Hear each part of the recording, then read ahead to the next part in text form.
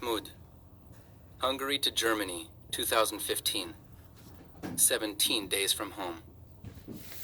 Hungarian people on both sides of the road stopped and stared as Mahmoud and the rest of the refugees marched down the middle of the highway. Men, women, children, they had all come pouring out of the detention center after Mahmoud, joined by the UN observers, and the police had done nothing to stop them. The refugees stretched from one side of the northbound lane to the other, blocking cars from passing them.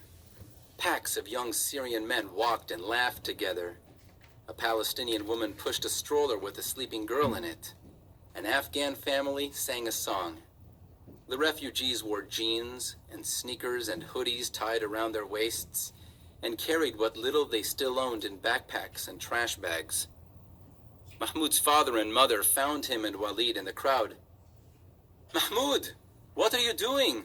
his father cried. "We're walking to Austria," Walid said. Dad showed them the map on his phone.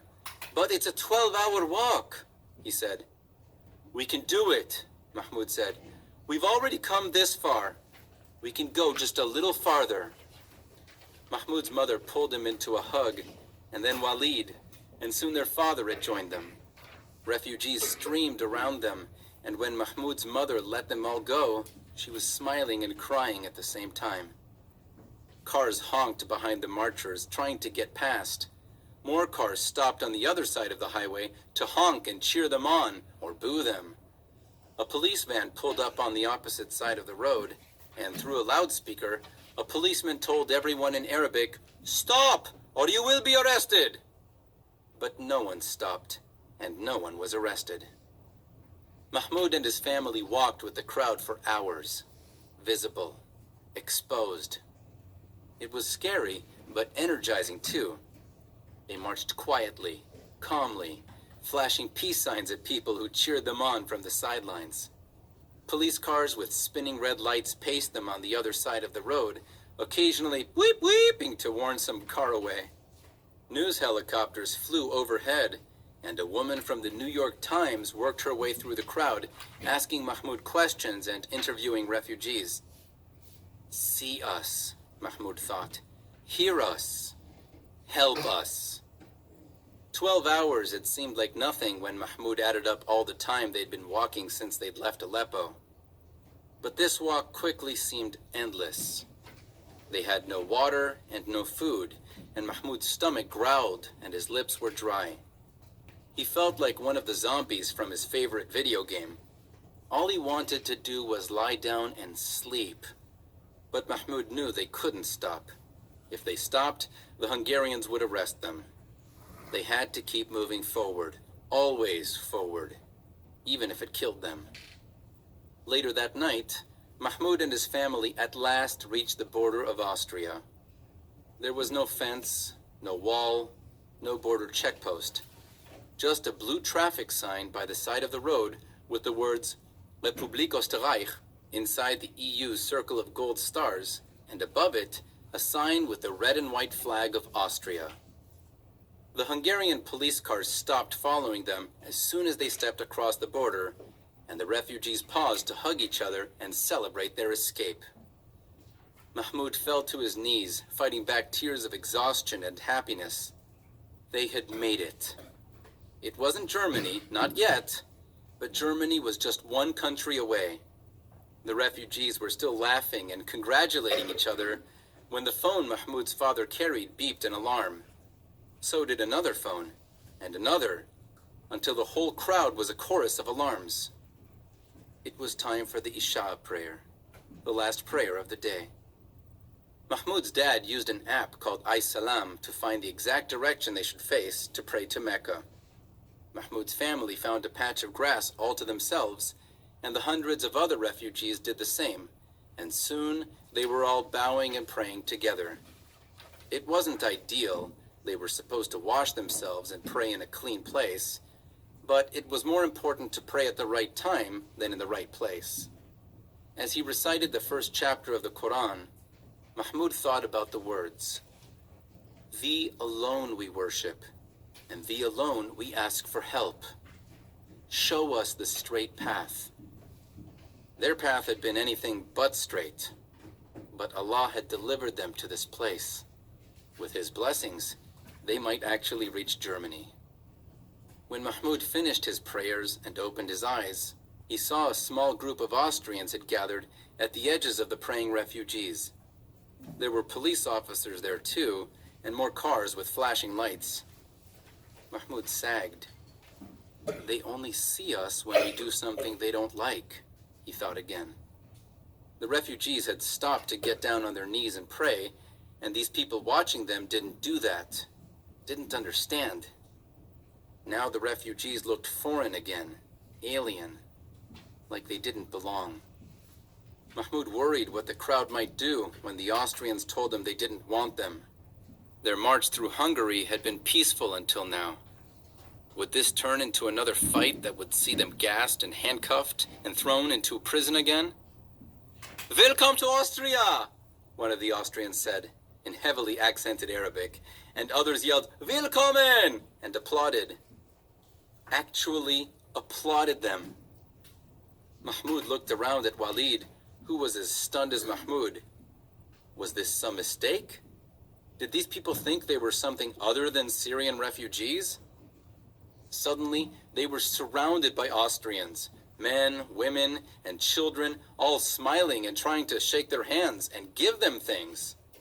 A woman gave Mahmud's mother a handful of clean clothes, and a man worried over his father's cuts and bruises.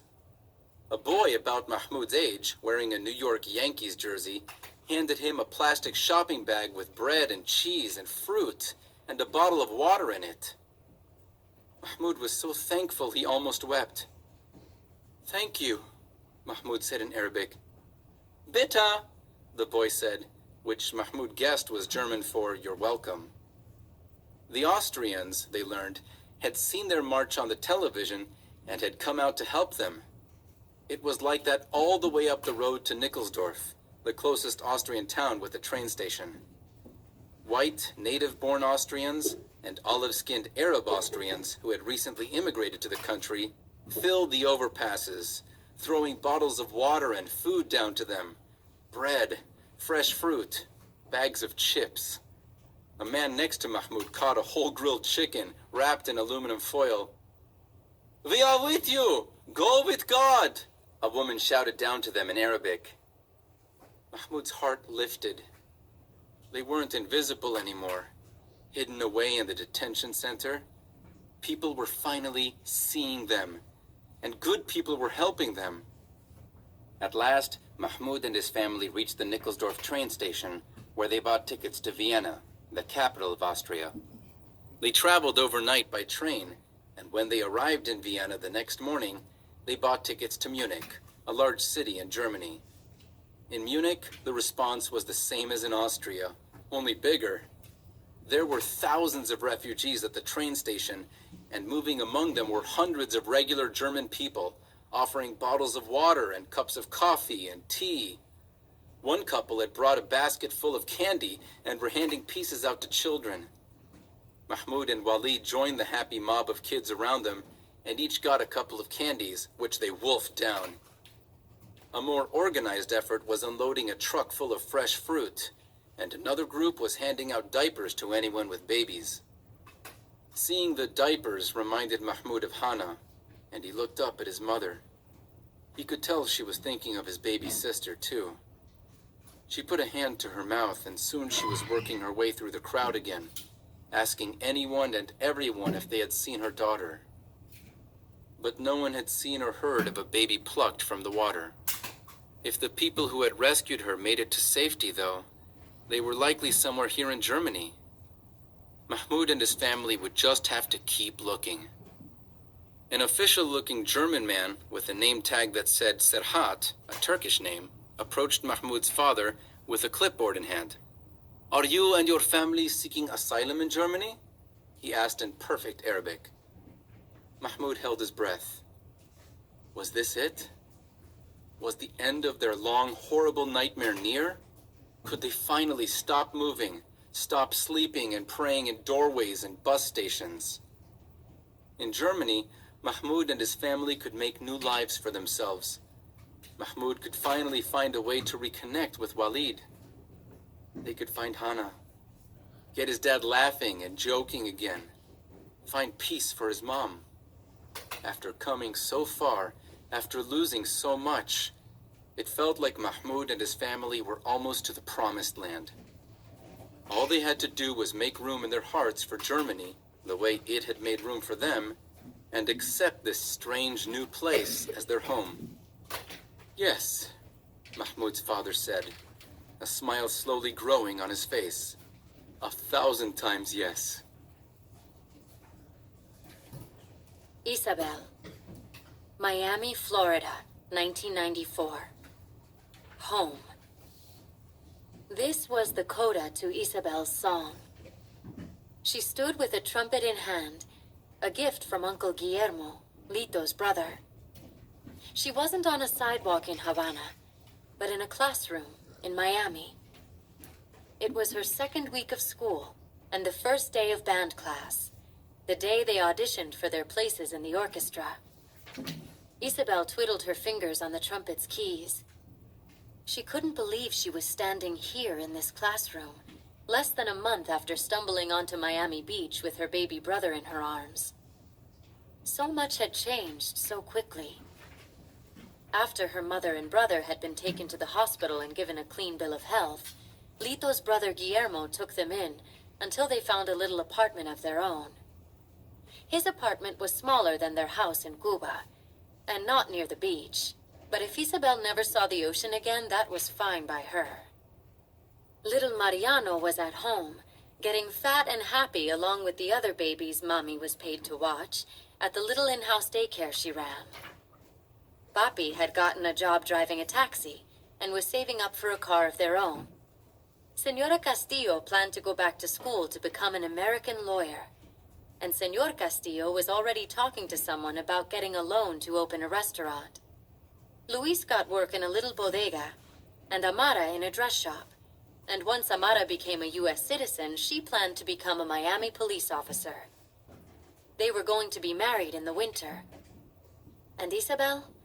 She had started the 6th grade.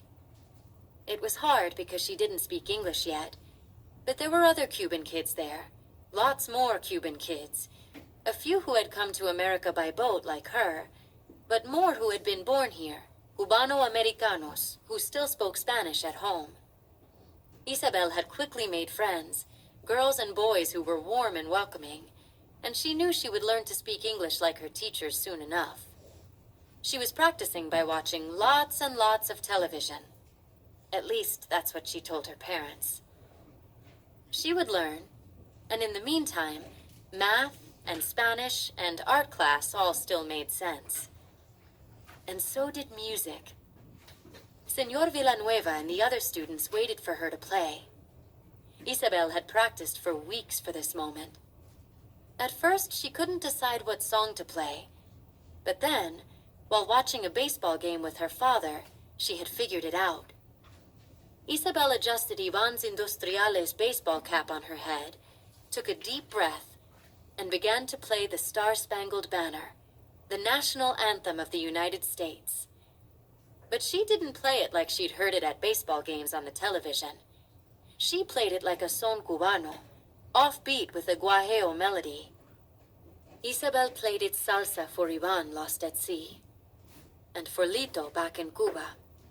She played it salsa for her mother and her father, who had left their homeland, and for her little brother Mariano, who would never know the streets of Havana the way she had. And Isabel played it salsa for herself, so she would never forget where she came from, who she was. Soon, Isabel had everyone in the room clapping along to the beat with her. But as she played, she heard a different rhythm, a beat underneath the one everyone else was clapping to. Her foot tapped in time with the hidden cadence, and she realized with a thrill that she was finally hearing it. She was finally counting clave. Lito was wrong. She didn't have to be in Havana to hear it, to feel it. She had brought Cuba with her to Miami. Isabel finished with a flourish, and Senor Villanueva and the other students cheered. She thought she might cry for happiness, but she bit back her tears. She had done enough crying over Ivan and Lito. The song of her leaving Cuba to find a new home was over. Today, it was time to start a new song. Mahmoud, Berlin, Germany, 2015. Home. A German song Mahmoud had never heard before played on the radio of the van that took him and his family through the streets of Berlin. The capital of Germany was the biggest city he had ever seen, far bigger than Aleppo. It was filled with nightclubs and cafes and shops and monuments and statues and apartments and office buildings. Almost all the signs were in German, but here and there he saw a sign in Arabic advertising a clothing store or a restaurant or a market. Buildings lined the sidewalks like 10-story walls of brick and glass, and cars and bicycles and buses and trams rattled and honked and clanged by in the streets. This strange, frightening, exciting place was to be Mahmoud's new home. The German government had taken in Mahmoud and his family.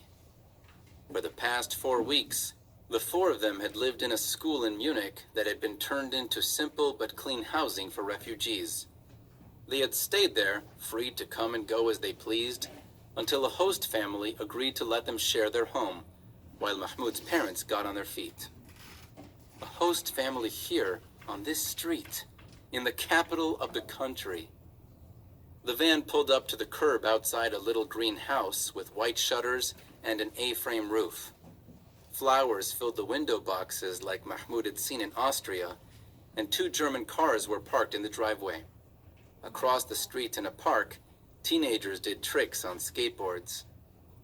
Mahmoud's father slid open the side door for them to climb out, and Mahmoud and his mother and brother grabbed the backpacks filled with the clothes, toiletries, and bedrolls the German relief workers had given them. The relief worker who'd driven them led Mahmoud's mother and father and brother up the steps to the front door of the little house. But Mahmoud stood for a moment on the sidewalk, looking around at the neighborhood. Mahmoud knew from his history class back in Syria that Berlin had been all but destroyed by the end of World War II, reduced to a pile of rubble like Aleppo was now. Would it take another 70 years for Syria to return from the ashes the way Germany had? Would he ever see Aleppo again? Cries of joy and welcome came from the porch, and Mahmoud followed his family up the steps. His mother was being hugged by an elderly German woman, and an elderly German man was shaking hands with his father. The German relief worker had to translate everything everyone said to each other. Mahmoud and his family didn't speak German yet, and the family apparently didn't speak any Arabic. The German family had at least managed a sign written in Arabic that said, "Welcome home," on it, even if the expression they had used was a bit formal. Mahmoud still appreciated the effort. It was better than he could do in German. The man shaking hands with his father turned to Mahmoud and Walid, and what Mahmoud saw surprised him. He was a really old man. He had wrinkly white skin and thin white hair that stuck out a bit on the sides, like he tried to comb it, but it wouldn't stay put. When the relief worker had told them they'd be staying with a German family, Mahmoud had imagined a family like his own, not like his grandparents. "His name is Sol Rosenberg," the relief worker translated, "and he says, 'Welcome to your new home.'" As Mahmoud shook the old man's hand, he spotted a small, thin, ornate wooden box attached to the frame just outside the front door. Mahmoud recognized the symbol on the box. It was the Star of David, the same symbol on the flag of Israel. Mahmoud tried not to show his surprise. Not only was this couple old, they were Jewish. Back in the Middle East, Mahmoud knew, Jews and Muslims had been fighting each other for decades. This was a strange new world. Herr Rosenberg's wife broke away from Mahmoud's mother and bent down to say hello. She was a wide woman, white-haired like her husband, with big round glasses and a gap-toothed friendly smile. From the pockets of her frock, she withdrew a little stuffed rabbit made of white corduroy and offered it to Walid. His eyes lit up as he took it from her. Frau Rosenberg made it herself. She's a toy designer, the translator explained. The old woman said something directly to Mahmoud.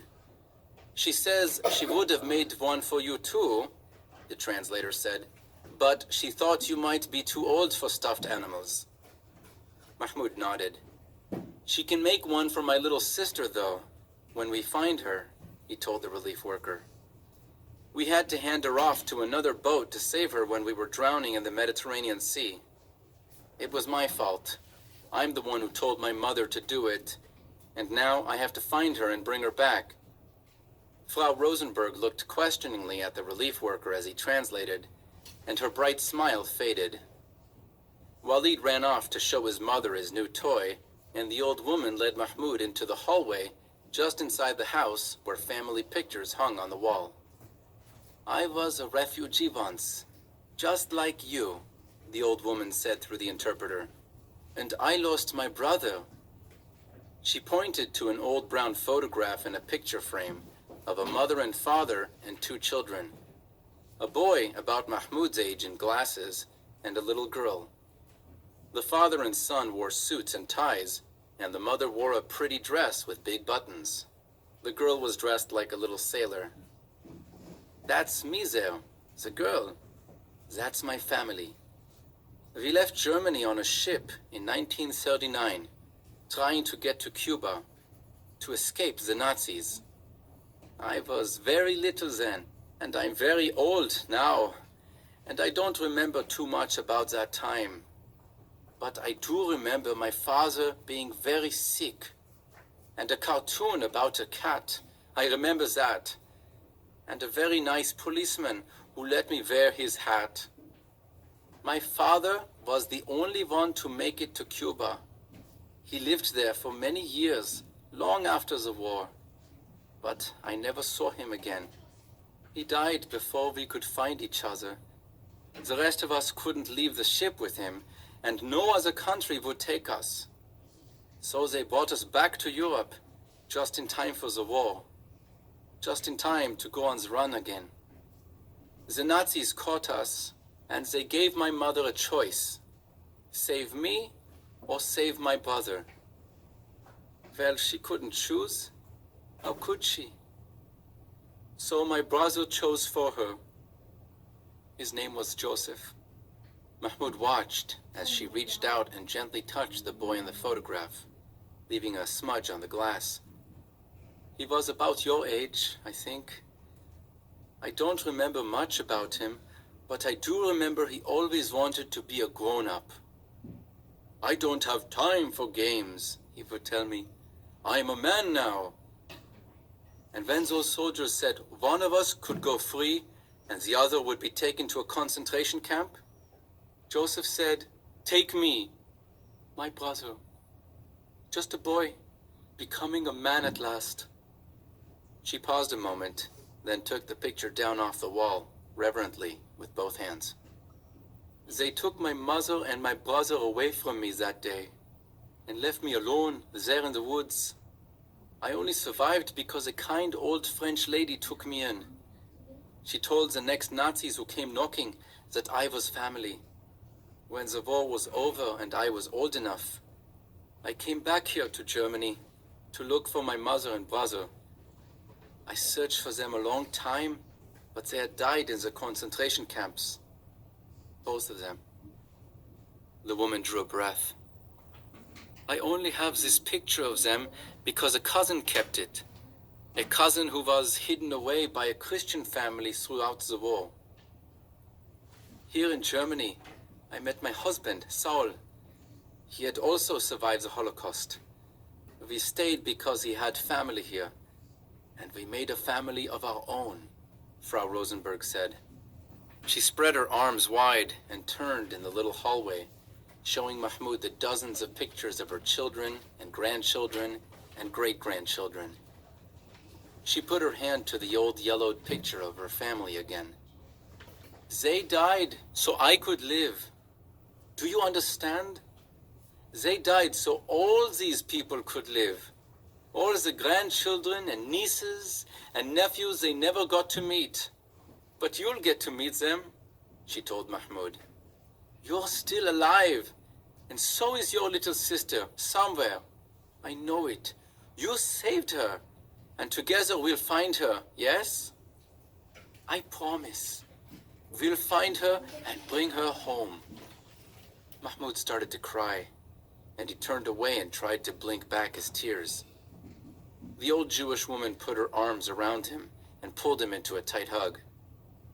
Everything's going to be all right now, she whispered. We'll help you. Ruthie, come here, Frau Rosenberg's husband called to her. Mahmoud didn't need the translator to tell him that Herr Rosenberg wanted them to join him in the living room. Mahmoud dragged a sleeve across his wet eyes, and Frau Rosenberg tried to hang the picture back on the wall. Her old hands were too shaky, though, and Mahmoud took it from her and hung it back on its nail for her. His gaze lingered on the picture. He was filled with sadness for the boy his age, the boy who had died so Ruthie could live. But Mahmoud was also filled with gratitude. Joseph had died so Ruthie could live, and one day welcome Mahmoud and his family into her house. The old woman gave Mahmoud's arm a squeeze, and she led him into the living room. Mom and Dad were there, and Walid, and Herr Rosenberg, and the space was bright and alive and filled with books and pictures of family and the smell of good food. It felt like a home.